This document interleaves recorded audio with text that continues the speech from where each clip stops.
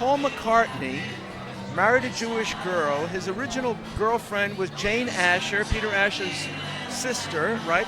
Did he have any Jewish cultural connections in Liverpool? No. I think Brian would have been the first, like Brian, introducing them and taking food round, which is what he did when he first met them. He took food round. He was like a proper Jewish guy that took food round and parcels, and they have never experienced anyone like Brian. You know, he was a very generous guy. Uh-huh. He bought all their instruments for them as soon as he took them on. They didn't own their own instruments before that, so he did all of that, and he was. I mean, obviously, he'd suffered his own kind of deals with anti-Semitism all his school life, and then latterly the concern that his name might raise prejudice. I mean, it was ever thus, don't we know? I mean, it's our living history. Well, I read a review, actually I watched a YouTube review by this fellow Elliot Roberts, and he described this way.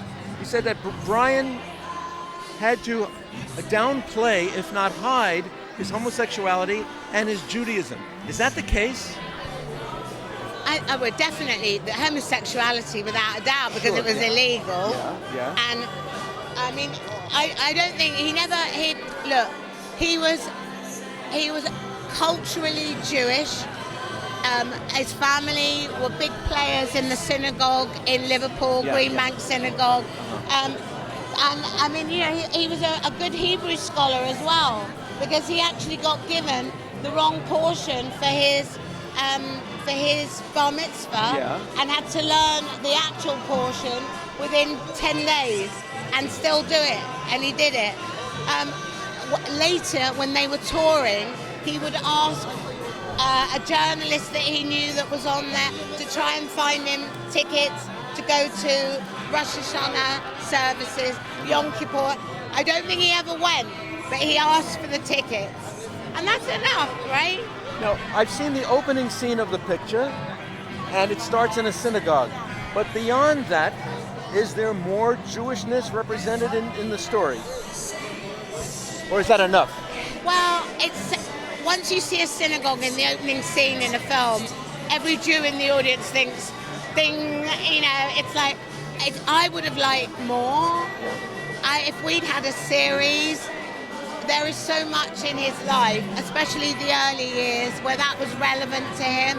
And he made a real point about correcting the way people said his name, because they would go, you know, especially in England, Epstein, but to say Epstein was really important to him. Yeah. You know, he wanted it said properly. He was very conscious of it. And John Lennon wasn't always the best with that, you know. There were a lot of digs with Brian about him being, you know, you look at him, even in the film we say he's got lots of money, you know, it's like the joke with the boys. Because he was a shopkeeper. Yeah, well, his great-grandfather, Lithuanian, didn't speak any English, only spoke Yiddish, that started the shop. So he was very aware of his, and he loved Jolson. He sang a lot of Jolson and Sophie Tucker. He used to perform Sophie Tucker in his bedroom. Who did? Brian. You know, he was a performer. He wanted to perform. Oh, right, theatrically, And he would sing Sophie Tucker in the bedroom and stuff. Yeah, I mean, he was a real, you know. So, did the Jews of that day, of the early 1960s, have to downplay their identity? Well, I mean, his family. With the war, his family had Mosley, didn't they? They had Mosley. You know, Alfred Mosley? Oswald Mosley. In Liverpool, all of that. They protested against the black shirts coming to Liverpool. Right. I mean, you know, it was ever thus, wasn't it? I think that Southport, where the family moved to during the war, they had a big Jewish community there. Right. But if you look at Liverpool now, it's like hardly any Jews at all. Yeah, but Manchester. The synagogue that they were members of, the Greenbank Synagogue, closed. That went. And the one we filmed in, Prince's Drive Synagogue is an amazing, amazing place. I mean, it's worth going to Liverpool, not just to see the Beatles, but to see that synagogue. Is that right? It is a monument.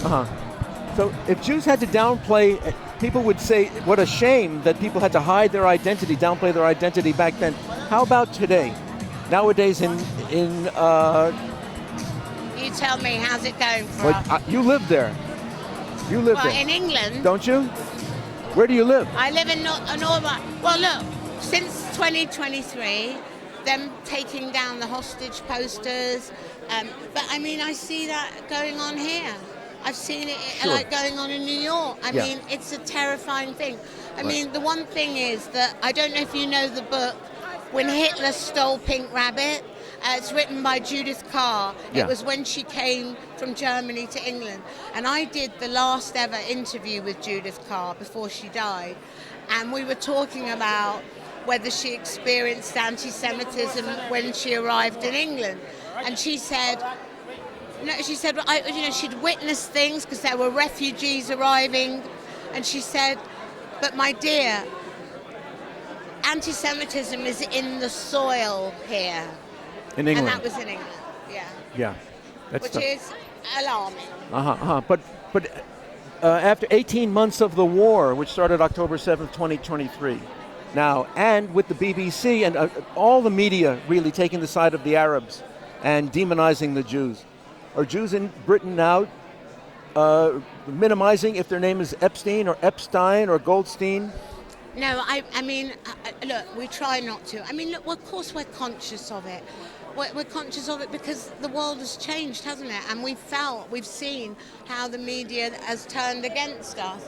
And that's really difficult. I mean, I noticed, somebody asked me about, did I feel differently about Brian and the film since October 7th? And the one thing that obviously resonates with me is that with October 7th, what happened was that it was young people murdered, wonderful young people in Israel murdered that had, so Brian was 32, and when you think about young people dying, so when Brian died at 32, and then you looked at the age of some of the people that died, that were murdered on October 7th, that's the thing that plays with me, because young people dying when they have so much that they can go forward and do, and that was like Brian. There was so much more for him to do. Yeah. So, since October 7th, yeah, it has. And I've done a lot of Jewish film festivals since then, and you feel, I don't know, you feel better with your mishpacha. Yeah.